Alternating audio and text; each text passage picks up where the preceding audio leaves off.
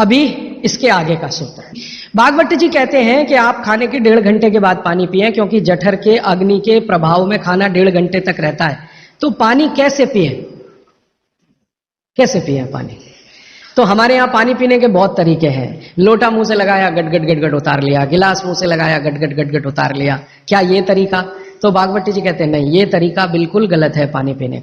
वो कहते हैं कि पानी को चुस्कियां ले लेकर पिए, घूंट भर भर के पानी पिए, सिप ले लेकर पानी पिए, ऐसा पानी पीने का नियम। जैसे आप गर्म दूध पीते हैं ना, भागवत जी बिल्कुल उसके समकक्ष रखते हैं कि गर्म दूध आप जैसे पीते हैं, एक एक सिप या चुस्की लेकर घूंट भर के, ऐसे ही पानी पिए।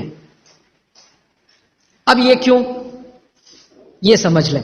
आप एक साथ पूरा पानी उतारें गले के नीचे और एक एक घूंट पानी उतारें गले के नीचे, दोनों में जमीन आसमान का अंतर है।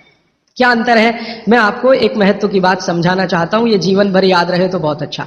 हमारे पेट में भोजन को पचाने के लिए अग्नि होती है, और इस अग्नि को तीव्र करने के लिए अम्ल होता है, अम्ल, एसिड। आप जानते हैं पेट में अम्ल बनता है, प्राकृतिक रूप से बनता है। अब पेट में तो अम्ल बनता है, और भगवान ने ऐसी व्यवस्था की है कि पेट में अम्ल दिया है और मुंह में क्षार बनता है, जिसको लार कहते हैं आप, लार, स्लाइवा, सेलिवा, लार, लाला रस, अलग अलग नामों से आप जानते हैं। तो मुंह में बनती है लार, ये है क्षार, और पेट में बनता है अम्ल। आप थोड़ा भी अगर विज्ञान जानते हैं तो आप जानते हैं कि क्षार और अम्ल को मिलाओ तो हो जाता है न्यूट्रल। अम्ल और क्षार आपस में मिले तो न्यूट्रल होता है, माने सामान्य चीज बनती है, जिसको हम लोग कहते हैं लवण। एक लवण होता है नमक, वो अलग है, केमिस्ट्री के लवण की बात कर रहा हूं। तो अम्ल और क्षार आपस में मिलते रहे तो न्यूट्रल होते हैं। अम्ल का मतलब है जिसका पीएच 7 से कम है, और क्षार का मतलब है जिसका पीएच 7 के आगे है, और न्यूट्रल का मतलब जिसका पीएच 7 है। ये जो पानी है ना, पानी, ये ना अम्ल है ना क्षार है, ये न्यूट्रल है। तो भागवत जी कहते हैं कि पेट आपका अक्सर पानी के जैसा रहे तो बढ़िया, और जिनका पेट पानी के जैसा, माने पेट की अम्लता ना बढ़े और पेट का क्षारपन भी ना बढ़े, पीएच 7 के आसपास रहे, तो भागवत जी कहते हैं ऐसे व्यक्ति को 100 से ज्यादा वर्ष जीने की पूरी गारंटी है, बिना एक भी दवा खाए और बिना चिकित्सक के पास जाए।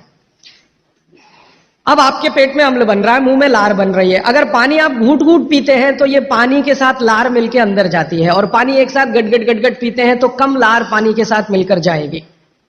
ये लार बन रही है अंदर जाने के लिए, बाहर निकालने के लिए नहीं, क्योंकि अंदर पेट के अम्ल को शांत रखना है, इसके लिए क्षार है। तो वो ये कहते हैं कि घूंट घूंट पिया पानी, अगर सिप सिप करके आपने पानी पिया तो ज्यादा लार अंदर जाएगी, तो अम्ल को शांत करने में मदद आएगी, इसलिए आपका पेट न्यूट्रल रहेगा और आपकी जिंदगी बिना किसी दवा और रोग के आराम से 100-150 साल हो जाएगी।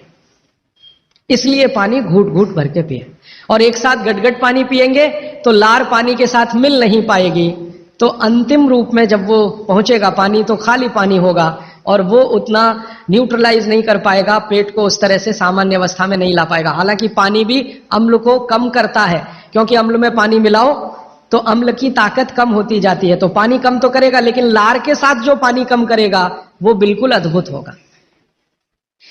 भागवत जी आगे कहते हैं, बहुत ही महत्व की बात है ये सब आपके लिए। वो ये कहते हैं कि जो व्यक्ति सिप सिप करके पानी पिए, वो देखें जानवर कैसे पीते हैं। चिड़िया कैसे पानी पीती है? चिड़िया एक ड्रॉप उठाती है, आप ध्यान देना, चिड़िया एक ड्रॉप उठाएगी, फिर उसको ऐसे ऐसे मुंह में चलाएगी, फिर पिएगी, फिर दूसरी ड्रॉप उठाएगी, फिर ऐसे ऐसे चलाएगी, फिर पिएगी। ऐसे कुत्ता है, पानी को चाट चाट के पिएगा, शेर पानी को चाट चाट के पिएगा। ज्यादातर जानवर पानी को ऐसे ही पीते हैं। वो जानवर हमसे ज्यादा स्वस्थ हैं, किसी को डायबिटीज नहीं है, कोई ओवरवेट नहीं है।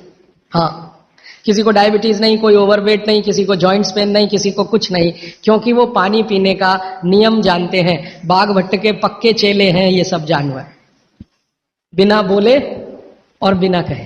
तो आप भी हो जाइए। भागवत जी कहते हैं कि पानी थोड़ा लीजिए, जैसे चिड़िया पीती है, उसको मुंह में चिड़िया ऐसे ऐसे करती है ना, घुमाती है, तो आप भी पानी को थोड़ा घुमाइए, फिर पी जाइए। थोड़ा पानी लीजिए, मुंह में भरिए, पीजिए, फिर पानी भरिए, फिर भरिए, फिर पीजिए, ताकि इधर उधर की सब लार पानी के साथ मिलकर अंदर जाए। अब वो ये कहते हैं कि जो ऐसे पानी पी लेगा कोई रोग आने की संभावना नहीं, माने आपके सारे रोगों की एक दवा। तो मैंने ये एक्सपेरिमेंट शुरू किया। ये मैंने पढ़ा था 6 साल पहले। भागवत जी को मैंने 6 साल पहले पढ़ना शुरू किया। 3 साल पढ़ने में लग गया और 3 साल समझने में लग गया। तो 6 साल पहले मैंने ये सूत्र पढ़ा था। मैंने कहा यार कुछ लोग हैं जो बीमार हैं बहुत, मैंने कहा तुम करके देख लो, भागवत कह रहे गलत तो रिजल्ट आने वाला नहीं। तो आपको सुनकर हैरानी होगी, हमारे जो दोस्त हैं, सहयोगी हैं, जिनका वजन बहुत ज्यादा था, उन्होंने पानी सिप सिप करके पीना शुरू कर दिया और भोजन के 1.5 घंटे के बाद पानी पीना शुरू। ये 2 सूत्रों का ही परिणाम है कि सबके वजन पहले से आधे हो गए। एक तो मेरा दोस्त है जिसको मैं कभी आपके सामने खड़ा कर सकता हूं, 140 किलो का था वो, और 1.25 साल हो गया, लगभग अभी 1.5 साल है, अब 70 किलो का है, बिना कोई दवा खाए, बिना भोजन में कोई बदलाव किए, सिर्फ पानी पीने का तरीका बदला। फिर मैंने डॉक्टरों से बात की कि ये चक्कर क्या है, तो उन्होंने कहा बात सीधी सी ये है कि जो लार है ना, ये दुनिया की सबसे अच्छी औषधि है, इसकी मेडिसिनल प्रॉपर्टी सबसे ज्यादा है। आपने जानवरों को देखा होगा, उनको कभी भी कोई चोट लगे तो वो अपने लार से ही ठीक कर लेते हैं, चाट चाट के, क्योंकि उसमें मेडिसिन है। तो मनुष्य की लार में भी है। अब वो ये कहते हैं कि भारत के वो मनुष्य या स्त्रियां और पुरुष बहुत ही दुर्भाग्यशाली हैं जो इस लार को अंदर ले नहीं जा पाते। जैसे तंबाकू खाने वाले लोग थूकते ही रहते हैं, उसको थूकते ही रहते हैं, थूकते ही रहते हैं। गुटखा खाने वाले लोग, मावा खाने वाले लोग थूकते ही रहते हैं, थूकते ही रहते हैं। तो डॉक्टर लोग कहते हैं कि वो जिंदगी की सबसे महत्वपूर्ण चीज को थूक रहे हैं, जिसको बनाने के लिए भगवान ने 1 लाख ग्रंथियां आपके मुंह में दी हैं। आप जानते हैं ये लार पैदा होने में 1 लाख ग्रंथियों का काम होता है।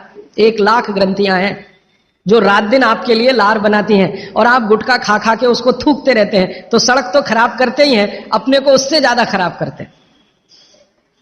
तो मेरी हाथ जोड़कर विनती है कि आप में से कोई लार थूकने वाला हो, थूकने वाला आदमी, ये तो भागवत जी की डिक्शनरी में नहीं है। वो कहते हैं कि एक ही कंडीशन में आप कुछ थूक सकते हैं, जब कफ बहुत बढ़ा हुआ हो, तभी, बस, उसके अलावा दूसरी कोई कंडीशन नहीं कि आप थूकें। तो यहां तो बिना कफ बढ़े हुए तंबाकू खा खा के, गुटखा खा खा के थूक रहे हैं। तो ये थूकना नुकसानदायक है। गुटखा तो नुकसानदायक है ही, तंबाकू तो और भी नुकसानदायक है, उससे भी ज्यादा थूकना, तो मत थूकिए। तो फिर आप कहेंगे जी पान खाएं, तो पान खाने के लिए नियम बताया, बहुत माइक्रो लेवल पे कैलकुलेशन है भागवत जी। वो कहते हैं कि पान खाओ तो कत्था मत लगाओ, बिना कत्थे का पान खाओ, थूकने की गरज ही नहीं, क्योंकि जो भी खाओगे वो चूना है, कैल्शियम है, तो अंदर जाएगा, और वो कैल्शियम क्या क्या अद्भुत काम करेगा वो कल बताने वाला हूं मैं। तो वो कहते हैं कि पान भी खाना है तो थूकना नहीं है, कत्था है तो थूकना पड़ेगा, कत्थे बिना ही पान खाओ। माने हमारे पुराने पूर्वज और बुजुर्ग जो तंबाकू का नहीं, कत्थे का नहीं, सिर्फ चूना लगा के जो पान खाते हैं, वो भागवत के चेले सब के सब शिष्य उनके। तो वो कहते हैं पान भी खाना तो थूकना नहीं है, जो मुंह में लार के साथ पान है वो अंदर ही जाए, क्योंकि पान और चूना दोनों ही मेडिसिन है। एक वातनाशक है और दूसरा पित्तनाशक है, और कफ का भी नाश करता है। पान तो पित्त और कफ दोनों का नाश करता है, और चूना वात का नाश करता है। तो वो कहते हैं कि पित्त और कफ का नाश कर दिया पान ने, चूने ने कर दिया वात का, तो वात पित्त कफ तीनों ही संतुलित है, तो पान खा के तो जिंदगी भर निरोगी रह सकते। ये है। तो आपको पानी पीना है घूट घूट भर के, ताकि ज्यादा लार अंदर जाए, और पानी को बच्चों की तरह से मुंह में घुमाइए, जैसे बच्चे अक्सर करते हैं ना, वो बहुत अच्छी क्रिया है।